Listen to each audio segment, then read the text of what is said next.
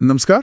आज हम राजनीति विज्ञान की कुछ बहुत ही बुनियादी लेकिन महत्वपूर्ण अवधारणाओं पर थोड़ी गहराई से बात करने वाले हैं। जी। हमारे पास कुछ स्रोत हैं जिनसे हम राज्य, शक्ति, सत्ता, स्वतंत्रता, न्याय और समानता जैसे विचारों को समझने की कोशिश करेंगे। हाँ, ये सारे विचार काफी अहम हैं। बिल्कुल, और हमारा मकसद यही है कि इन स्रोतों से जो मुख्य बातें हैं उन्हें निकालकर समझें कि ये असल दुनिया में कैसे काम करती हैं और क्यों ये समाज और शासन को समझने के लिए इतनी जरूरी हैं। और ये भी देखेंगे कि ये आपस में कैसे जुड़ी हुई हैं और कभी-कभी इनमें तनाव भी क्यों दिखता है। हाँ, ये दिलचस्प होगा। तो सबसे पहले शुरू करते हैं राजनीति विज्ञान। ये है क्या असल में? कई बार लगता है बस नेताओं की बात है, लेकिन इसकी जड़ें तो काफी पुरानी है, शायद यूनान तक जाती है। बिल्कुल, पोलिस शब्द से, जिसका मतलब होता था नगर राज्य। और देखिए, समय के साथ इसको समझने का तरीका भी बदला है। अच्छा, कैसे? पहले मतलब जो पारंपरिक नजरिया था, उसमें राजनीति विज्ञान का मतलब था बस राज्य और सरकार का अध्ययन। सिर्फ राज्य और सरकार? हाँ, जैसे एक विचारक थे गार्नर, उन्होंने कहा भी कि राजनीति का प्रारंभ और अंत राज्य के साथ होता है, मतलब सब कुछ राज्य के आसपास ही घूमता था। गिटेल ने भी कहा कि ये राज्य के अतीत, वर्तमान और भविष्य का अध्ययन है। लेकिन आज की दुनिया में क्या ये परिभाषा काफी है? क्योंकि जो स्रोत हमारे पास हैं उनमें तो शक्ति और सत्ता जैसे शब्दों पर बहुत जोर है। सही कहा। यहीं पर आधुनिक नजरिया अलग हो जाता है। अब जोर राज्य से हटकर शक्ति यानी पावर और सत्ता यानी अथॉरिटी पर आ गया है। तो अब परिभाषा क्या हुई? अब इसे ज्यादातर शक्ति के अध्ययन के रूप में देखा जाता है। जैसे लासफेल और कपलान ने कहा, यह सत्ता को आकार देने तथा उसमें भागीदारी का अध्ययन है। मतलब सवाल ये है कि शक्ति किसके पास है, वो उसका इस्तेमाल कैसे करते हैं, और सबसे जरूरी बात, क्या समाज उस शक्ति को वैध मतलब लेजिटिमेट मानता है। अच्छा, ये वैधता वाली बात अहम है। बहुत अहम, क्योंकि जब शक्ति वैध हो जाती है तभी वो सत्ता बनती है। तो राजनीति विज्ञान असल में इसी वैध शक्ति और उसके प्रभावों का एक व्यवस्थित अध्ययन है। और इसका विकास भी तो हुआ है, जैसे आपने कहा यूनान से शुरू हुआ। प्लेटो, अरस्तु ने तो इसे मास्टर साइंस कहा है ना, वो नैतिकता पर जोर देते थे। जी हाँ, फिर रोमन आए तो कानूनी पहलू ज्यादा महत्वपूर्ण हो गया। मध्य युग में चर्च का असर रहा। फिर आधुनिक युग आया, मैकियावेली वगैरह ने इसे ज्यादा व्यवहारिक बनाया। और द्वितीय विश्व युद्ध के बाद एक नया मोड़ आया, व्यवहारवाद। व्यवहारवाद, वो क्या था? बिहेवियरलिज्म। इसमें कोशिश की गई कि राजनीति विज्ञान को और ज्यादा वैज्ञानिक बनाया जाए, मतलब सिद्धांतों से ज्यादा तथ्यों पर, वास्तविक व्यवहार पर ध्यान दिया जाए। समझ गया। और इसी दौरान अलग अलग विचारधाराएं भी आई होंगी। स्रोतों में उदारवादी और मार्क्सवादी दृष्टिकोण का जिक्र है। हाँ, ये दो मुख्य विश्लेषण के तरीके बताए गए हैं। उदारवादी दृष्टिकोण मानता है कि राजनीति का काम है समाज में तालमेल बिठाना, समन्वय करना, न्याय और व्यवस्था बनाना। और मार्क्सवादी नजरिया बिल्कुल अलग है। वो इसे दो वर्गों, शोषक यानी जिनके पास सब कुछ है, और शोषित यानी जिनके पास कुछ नहीं है, इनके बीच कभी न खत्म होने वाले संघर्ष के रूप में देखता है। ये ध्यान रखना जरूरी है कि ये सिर्फ विश्लेषण के फ्रेमवर्क है, जैसा स्रोतों में दिया गया है। हाँ, ये समझना जरूरी है। अच्छा, एक और बात, आम बोलचाल में तो राजनीति शब्द को लोग अक्सर अच्छी नजर से नहीं देखते, गंदा खेल कह देते हैं। बिल्कुल, ये राजनीति का व्यवहारिक पहलू है जिसे पॉलिटिक्स कहते हैं। और हाँ, उसमें दाव पेच, जोड़ तोड़ होता है, लेकिन उसका एक सकारात्मक पहलू भी है। जैसे सामाजिक सुधार। सोचिए, अस्पृश्यता को खत्म करना या भूमि सुधार लाना, ये सब बड़े बदलाव राजनीति के जरिए ही तो मुमकिन हुए। तो एक है राजनीति विज्ञान जो इसका अध्ययन है, और दूसरी है व्यवहारिक राजनीति जो असल में होती है, जिसके इर्द गिर्द, जैसा आपने कहा, आधुनिक राजनीति विज्ञान घूमता है। शक्ति, पावर, ये शब्द सुनने में ही काफी वजनदार लगता है। इसका मतलब क्या है सीधे शब्दों में? सीधे शब्दों में कहें तो शक्ति का मतलब है दूसरों के व्यवहार को अपनी इच्छा के अनुसार प्रभावित करने या नियंत्रित करने की क्षमता। दूसरों के व्यवहार को बदलना? हाँ, और ये सिर्फ सरकार के पास नहीं होती है। ये आर्थिक शक्ति हो सकती है, जैसे कोई बड़ी कंपनी बाजार को कंट्रोल करे। सामाजिक शक्ति हो सकती है, जैसे किसी समुदाय का दबदबा, मनोवैज्ञानिक भी हो सकती है। सरकार कानून बनाकर हमारे व्यवहार को नियंत्रित करती है, ये उसकी राजनीतिक शक्ति है। लेकिन क्या हर तरह की शक्ति एक जैसी है? जैसे अगर कोई बंदूक दिखाकर किसी से पैसे छीन ले, वो भी शक्ति का इस्तेमाल कर रहा है, क्या वो भी राजनीतिक शक्ति हुई? नहीं, यहीं पर सत्ता यानी अथॉरिटी का अंतर समझना जरूरी है। अच्छा। जब शक्ति को समाज या कानून की नजर में वैधता मिल जाती है, मतलब उसे सही या जायज मान लिया जाता है, तब वो शक्ति सत्ता बन जाती है। तो एक तरह का फॉर्मूला हुआ। हाँ, आप कह सकते हैं शक्ति प्लस वैधता इज इक्वल टू सत्ता। वो जो बंदूक वाला डाकू है वो शक्ति इस्तेमाल कर रहा है, पर उसकी शक्ति अवैध है, उसे समाज की मंजूरी नहीं है। लेकिन जब पुलिस कानून लागू करती है तो उसकी शक्ति को वैध माना जाता है। उसे ये अधिकार संविधान और समाज ने दिया है, इसलिए पुलिस की शक्ति सत्ता है, डाकू की नहीं। ये बहुत साफ हो गया। अच्छा, स्रोतों में एक और दिलचस्प बात कही गई है, व्यक्तिगत भी राजनीतिक है। The personal is political. इसका क्या मतलब हुआ? क्या शक्ति सिर्फ सरकारों या बड़ी संस्थाओं तक ही सीमित है? नहीं, बिल्कुल नहीं। और ये समझना आज के समय में बहुत जरूरी है। ये विचार खासकर नारीवादी आंदोलन से जुड़ा है। उनका कहना है कि शक्ति सिर्फ संसद या दफ्तरों में नहीं होती, वो हमारे घरों में, हमारे निजी रिश्तों में भी होती है। घरों में कैसे? जैसे परिवार में फैसले कौन लेता है, संसाधनों का बंटवारा कैसे होता है, किसकी बात ज्यादा मानी जाती है, ये सब शक्ति के ही रूप हैं। तो ये कहना कि निजी जिंदगी का राजनीति से कोई लेना देना नहीं, ये शक्ति के एक बहुत बड़े दायरे को अनदेखा करना है। ये तो सोचने वाली बात है। चलिए, शक्ति और सत्ता के बाद अब उस चीज की बात करते हैं जिसके लिए दुनिया भर में क्रांतियां हुई हैं, संघर्ष हुए हैं, स्वतंत्रता, लिबर्टी। ये शब्द कहां से आया? ये लैटिन भाषा के शब्द लिबर से आया है, जिसका मतलब होता है स्वतंत्र या आजाद। पर इसका मतलब क्या है?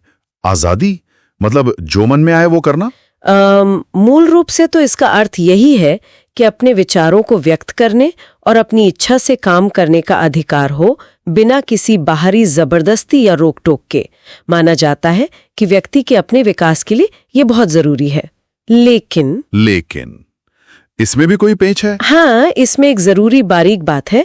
राजनीति विज्ञान में स्वतंत्रता के दो पहलू माने जाते हैं, नकारात्मक और सकारात्मक। नकारात्मक और सकारात्मक स्वतंत्रता, ये क्या है? नकारात्मक स्वतंत्रता, नेगेटिव लिबर्टी का मतलब है किसी चीज से आजादी, यानी बाहरी बंधनों या रोक टोक से मुक्ति, खासकर सरकार के हस्तक्षेप से। मतलब मुझे अकेला छोड़ दो? हाँ, कुछ वैसा ही। J.S. मिल जैसे विचारकों ने इसी पर जोर दिया। उनका मानना था कि हर तरह की बाधा या रोक टोक एक बुराई है, व्यक्ति को ज्यादा से ज्यादा खुला छोड़ देना चाहिए। सुनने में तो बहुत अच्छा लगता है, कोई रोक टोक ना हो। हाँ, लेकिन सोचिए, अगर किसी पर कोई भी रोक टोक ना हो तो क्या होगा? अराजकता फैल सकती है, शायद ताकतवर लोग कमजोरों की आजादी ही छीन लें। ये भी है। तो फिर सकारात्मक स्वतंत्रता क्या है? सकारात्मक स्वतंत्रता, पॉजिटिव लिबर्टी का मतलब है कुछ करने के लिए आजादी, यानी अपने आप को बेहतर बनाने, अपनी क्षमताओं का विकास करने, आत्मसिद्धि प्राप्त करने की स्वतंत्रता। लेकिन इसमें सीमाएं होंगी है। इसका विचार ये है कि ऐसी परिस्थितियां बनाई जाएं जिससे हर व्यक्ति अपना विकास कर सके, लेकिन इस तरह कि उसकी आजादी किसी दूसरे की आजादी में बाधा न बने। हेरल्ड लास्की जैसे विचारकों ने कहा कि स्वतंत्रता का मतलब वो माहौल है जिसमें व्यक्ति को अपने सर्वोत्तम रूप में विकसित होने का अवसर मिले। यहाँ कानून को दुश्मन नहीं, बल्कि सबकी स्वतंत्रता सुनिश्चित करने का साधन माना जाता है। अच्छा, तो एक है रोक टोक से आजादी और दूसरी कुछ करने की आजादी। स्रोतों में स्वतंत्रता के और भी कई रूप बताए गए हैं, है ना? जैसे राजनीतिक, आर्थिक। जी हाँ, राजनीतिक स्वतंत्रता मतलब शासन में भाग लेने का अधिकार, वोट देना, चुनाव लड़ना। आर्थिक स्वतंत्रता मतलब अपनी मर्जी का रोजगार चुनने की आजादी, आर्थिक शोषण से मुक्ति, अवसरों की समानता। और सामाजिक स्वतंत्रता? सामाजिक स्वतंत्रता यानी समाज में जाति, धर्म, लिंग या किसी और आधार पर भेदभाव से आजादी। फिर बौद्धिक स्वतंत्रता है, सोचने और अपने विचार व्यक्त करने की आजादी। और नैतिक स्वतंत्रता भी, अपनी समझ से सही और गलत का फैसला करके काम करने की आजादी। ये सब मिलकर ही शायद पूरी स्वतंत्रता बनती है। लेकिन इन स्वतंत्रताओं को बचाया कैसे जाए? क्या गारंटी है कि ये बनी रहेंगी? इसके लिए कई इंतजाम या कहें कि सुरक्षा कवच जरूरी हैं, जिनका जिक्र स्रोतों में भी है। जैसे कि सबसे पहले तो संविधान में मौलिक अधिकारों की गारंटी, फिर एक निष्पक्ष और स्वतंत्र न्यायपालिका जो इन अधिकारों की रक्षा कर सके, उसे स्वतंत्रता का प्रहरी भी कहते हैं। हाँ, सुना है। फिर है शक्ति का विकेंद्रीकरण, यानी शक्ति किसी एक जगह जमा ना हो। शक्तियों का पृथक्करण भी जरूरी है। सरकार के 3 अंग विधायिका, कार्यपालिका, न्यायपालिका अलग अलग हों और एक दूसरे पर नियंत्रण रखें। मोंटेस्क्यू ने कहा था ना, शक्ति पर नियंत्रण शक्ति द्वारा ही होना चाहिए। अच्छा, वो शक्तियों के पृथक्करण वाला सिद्धांत। हाँ, इसके अलावा कानून का शासन बहुत जरूरी है, यानी कानून सबसे ऊपर हो, कोई व्यक्ति या सरकार नहीं। सामाजिक और आर्थिक न्याय भी स्वतंत्रता के लिए जरूरी है, और शायद सबसे ज्यादा जरूरी है जागरूक नागरिक। जागरूक नागरिक। हाँ, एक बहुत मशहूर कहावत है, निरंतर सतर्कता ही स्वतंत्रता का मूल्य है। अगर लोग अपने अधिकारों के लिए खुद ही सजग और जागरूक नहीं होंगे तो कोई भी संविधान या कानून उनकी रक्षा नहीं कर पाएगा। सही बात है। जब हम स्वतंत्रता की बात करते हैं, खासकर वो सकारात्मक स्वतंत्रता वाली, जहां माहौल बनाने की बात है, और ये भी कि एक की आज़ादी दूसरे की आज़ादी से न टकराए, तो सवाल उठता है कि ये संतुलन कैसे बने, क्या उचित है, किसे क्या मिलना चाहिए। और यहीं से शायद हम न्याय यानी जस्टिस की अवधारणा पर आते हैं। बिल्कुल सही। न्याय शब्द, जैसा आपने पहले बताया, लैटिन के जस से बना है, जिसका मतलब होता है जोड़ना या बंधन। अर्नेस्ट बार्कर ने इसे बहुत खूबसूरती से समझाया। उन्होंने कहा कि न्याय वो सिद्धांत है जो अलग अलग राजनीतिक मूल्यों जैसे स्वतंत्रता है, समानता है, बंधुत्व है, इनको आपस में जोड़ता है, उनमें तालमेल बिठाता है। तो मतलब न्याय एक तरह का बैलेंस बनाने वाला सिद्धांत है। हाँ, आप कह सकते हैं। सीधे शब्दों में कहें तो न्याय का मतलब है हर किसी को उसका वाजिब हक मिलना, जो उसका उचित अधिकार है, जो उचित अवसर उसे मिलना चाहिए। लेकिन ये उचित या वाजिब क्या है, ये तय करना तो बहुत मुश्किल होगा। आपके स्रोतों में वितरक न्याय यानी डिस्ट्रीब्यूटिव जस्टिस की बात की गई है, यानी समाज में चीजें जैसे सम्मान, पद, आय, इनका बंटवारा कैसे हो। इसमें भी 2 आधारों पर बहस बताई गई है। एक है योग्यता, मेरिट, और दूसरा है आवश्यकता या समानता, नीड इक्वालिटी। ये तो बड़ी दुविधा लगती है। हाँ, ये राजनीति दर्शन की एक क्लासिक दुविधा है। क्या हर चीज सिर्फ योग्यता के आधार पर बंटनी चाहिए? अगर हाँ, तो योग्यता कैसे मापेंगे? क्या बाजार में जिसकी कीमत ज्यादा है वो ज्यादा योग्य है? या फिर हमें लोगों की बुनियादी जरूरतों और समानता का भी ध्यान रखना चाहिए? लेकिन फिर सवाल उठता है कि जरूरत क्या है? क्या सिर्फ रोटी, कपड़ा, मकान ही जरूरत है, या सम्मान, अवसर, शिक्षा भी जरूरतें हैं? इन सवालों के जवाब आसान नहीं है, और अलग अलग लोग, अलग अलग समाज शायद अलग अलग जवाब देते होंगे। बिल्कुल। स्रोतों में जॉन रॉल्स के सिद्धांत का भी जिक्र है, न्याय के रूप में निष्पक्षता, जस्टिस एज फेयरनेस। हाँ, ये काफी मशहूर सिद्धांत है। ये क्या कहता है संक्षेप में? रॉल्स का तर्क बहुत दिलचस्प है। वो एक काल्पनिक स्थिति की बात करते हैं जिसे वो अज्ञान का पर्दा, वेल ऑफ इग्नोरेंस कहते हैं। सोचिए, अगर हमें समाज के नियम बनाने हो, लेकिन हमें ये ना पता हो कि हम उस समाज में कौन होंगे, अमीर या गरीब, पुरुष या महिला, किस जाति या धर्म के। अच्छा, तो हम कैसे नियम बनाएंगे? रॉल्स कहते हैं कि ऐसी स्थिति में हम ऐसे नियम बनाएंगे जो सबसे बुरी स्थिति वाले व्यक्ति के लिए भी सबसे बेहतर हों, क्योंकि हमें डर होगा कि कहीं हम ही वो ना हो। इसलिए वो कहते हैं कि समाज में आय या पद जैसी असमानताएं सिर्फ तभी न्यायपूर्ण या जायज हैं जब वो समाज के सबसे कमजोर, सबसे वंचित तबके के लिए फायदेमंद हों। ये तो काफी क्रांतिकारी विचार लगता है। मतलब असमानता हो सकती है, पर शर्त यह है कि उससे सबसे गरीब का भी भला हो। हाँ, लेकिन सब इससे सहमत नहीं है। स्रोतों में रॉबर्ट नॉजिक जैसे विचारकों का भी जिक्र है जिनका नजरिया बिल्कुल अलग है। वो क्या कहते हैं? नॉजिक स्वतंत्रतावादी विचारक है। वो व्यक्तिगत अधिकारों, खासकर संपत्ति के अधिकार पर बहुत ज्यादा जोर देते हैं। उनका मानना है कि अगर किसी ने कोई चीज बिना किसी धोखे या चोरी के यानी न्यायपूर्ण तरीके से हासिल की है तो वो चीज पूरी तरह उसकी है। तो फिर टैक्स का क्या? यही वो रॉल्स से अलग हो जाते हैं। नॉजिक ज्यादा टैक्स लगाने को खासकर अमीरों से लेकर गरीबों में बांटने के लिए एक तरह से जबरदस्ती या व्यक्ति की स्वतंत्रता का हनन मानते हैं। उनके लिए न्याय का मतलब संपत्ति का दोबारा बंटवारा करना नहीं, बल्कि लोगों के अधिकारों का, खासकर संपत्ति के अधिकार का सम्मान करना है। तो मतलब न्याय को लेकर भी एक राय नहीं है, ये एक बहस का मुद्दा है। बिल्कुल, न्याय कोई स्थिर या बनी बनाई चीज नहीं है। ये एक गतिशील अवधारणा है जो समाज, समय और विचारों के साथ बदलती रहती है और जिस पर लगातार बहस चलती रहती है। न्याय की बात करते ही, जैसा हमने पहले भी कहा, समानता यानी इक्वालिटी का ख्याल आता है। ये दोनों बहुत करीबी लगते हैं। समानता का मतलब क्या है? क्या इसका मतलब है कि सब बिल्कुल एक जैसे हो जाएं, सब एक ही तरह का काम करें, सबको बराबर पैसा मिले? नहीं, आमतौर पर समानता का मतलब एकरूपता या आइडेंटिकल होना नहीं होता। समानता का मतलब है विशेषाधिकारों का न होना। मतलब किसी को जन्म, जाति, लिंग, धर्म या रंग के आधार पर खास अधिकार या सुविधाएं न मिले और किसी के साथ इन आधारों पर भेदभाव ना हो। तो फिर समानता क्या है? इसका मतलब है सभी व्यक्तियों को समान अधिकार, समान अवसर और समान सम्मान मिलना। भेदभाव का न होना ही समानता है। इसके भी प्रकार होंगे, जैसे स्वतंत्रता के थे। हाँ, इसके भी मुख्य प्रकार हैं, जैसे राजनीतिक समानता यानी सभी नागरिकों को वोट देने, चुनाव लड़ने, सरकारी पद पाने का बराबर हक। सामाजिक समानता यानी समाज में जाति, धर्म, लिंग आदि के आधार पर कोई ऊंच नीच या भेदभाव न हो, सबको बराबर सम्मान मिले। और आर्थिक समानता, क्या इसका मतलब है सबकी आय बराबर हो? आर्थिक समानता को लेकर थोड़ी बहस है। ज्यादातर लोग इसका मतलब परिणामों की समानता, इक्वालिटी ऑफ आउटकम्स नहीं लेते, यानी ये जरूरी नहीं कि सबकी आय या संपत्ति बराबर हो, बल्कि इसका मतलब अवसरों की समानता, इक्वालिटी ऑफ अपॉर्चुनिटी से लिया जाता है। अवसर की समानता मतलब सबको अपनी योग्यता और क्षमता के अनुसार आगे बढ़ने, रोजगार या व्यवसाय चुनने के बराबर मौके मिलने चाहिए। किसी के लिए रास्ते बंद न हो।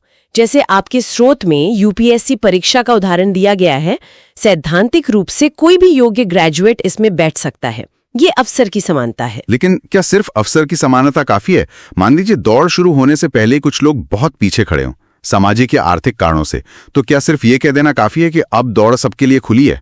यही वो सवाल है जहां परिस्थितियों की समानता, इक्वालिटी ऑफ कंडीशंस का विचार आता है।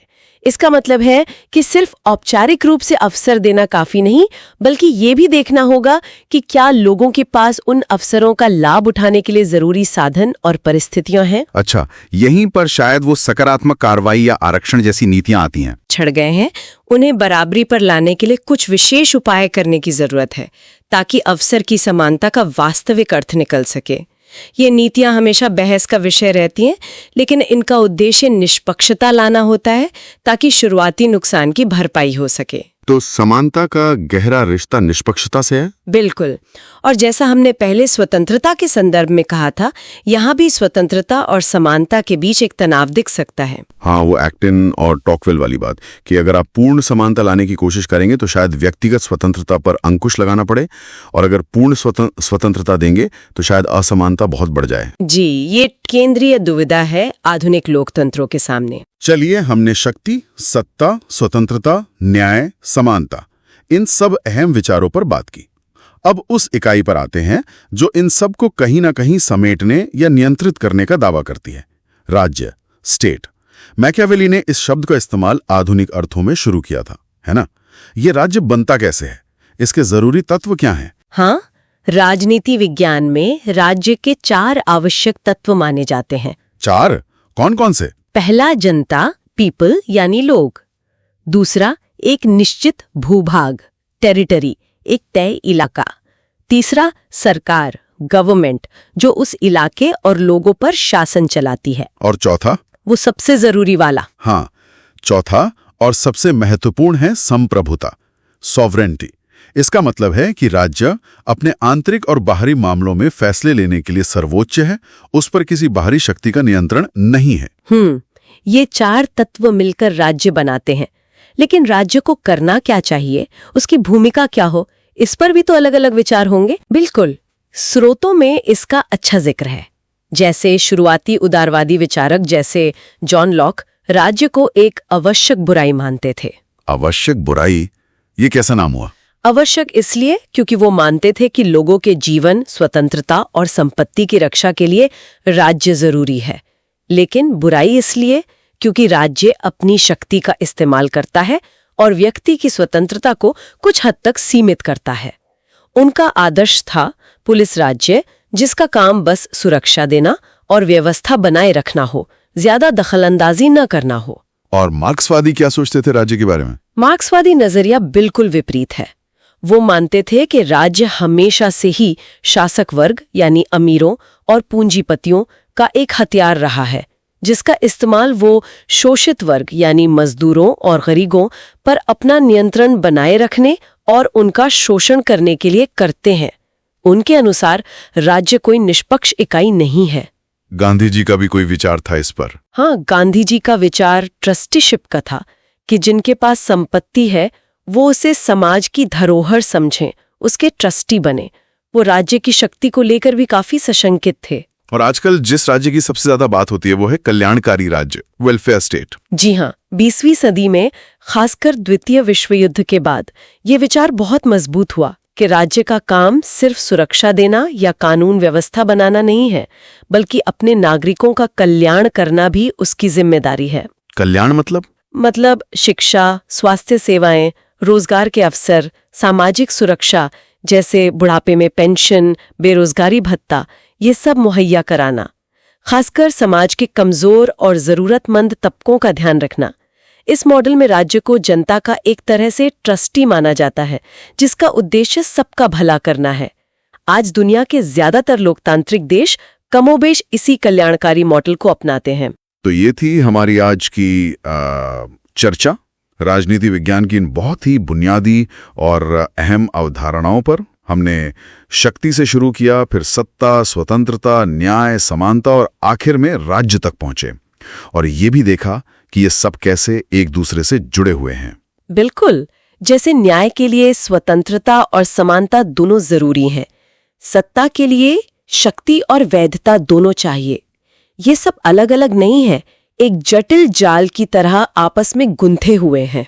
और इन्हें समझना सिर्फ एकेडमिक बात नहीं है ना? नहीं, बिल्कुल नहीं। इन अवधारणाओं को समझना हमें अपने आसपास की दुनिया को बेहतर ढंग से समझने में मदद करता है, चाहे वो सरकार की नीतियां हों, कोई सामाजिक आंदोलन हो या हमारे अपने अधिकार और जिम्मेदारियां हों। ये विचार ही तो तय करते हैं कि हमारा समाज कैसे चलेगा, उसमें नियम क्या होंगे, किसको क्या मिलेगा और हमारी अपनी जगह उसमें क्या होगी। ये सिर्फ शब्द नहीं है, ये हमारी रोजमर्रा की जिंदगी की हकीकत को आकार देते हैं। सही कहा। और जैसा कि हमने बीच में जिक्र किया था और आपके स्रोतों में भी एक्टन और टॉकविल जैसे विचारकों का हवाला है कि स्वतंत्रता और समानता जैसे महान मूल्यों के बीच कभी-कभी एक तनाव पैदा हो सकता है। समानता पर ज्यादा जोर शायद स्वतंत्रता को कम कर दे और स्वतंत्रता पर ज्यादा जोर शायद असमानता को बढ़ा दे। हाँ, ये एक वास्तविक चुनौती है। तो इसी से जुड़ा एक विचार मन में आ रहा है जाते जाते, आज की जो जटिल दुनिया है उसमें कोई भी समाज इन दोनों महान आदर्शों स्वतंत्रता और समानता के बीच एक स्वस्थ, एक व्यावहारिक संतुलन कैसे हासिल कर सकता है। हमने कुछ तंत्रों की बात की, संविधान, न्यायपालिका, शक्तियों का बंटवारा, जागरूक नागरिक। क्या ये काफी हैं या हमें कुछ और सोचने की, कुछ नए तरीकों की जरूरत है जिससे दोनों का सर्वश्रेष्ठ मिल सके बिना एक को दूसरे के लिए कुर्बान किए? ये वाकई एक बड़ा सवाल है जिस पर लगातार सोचने की जरूरत है। तो इसी विचार के साथ आज की ये बातचीत यहीं समाप्त करते हैं।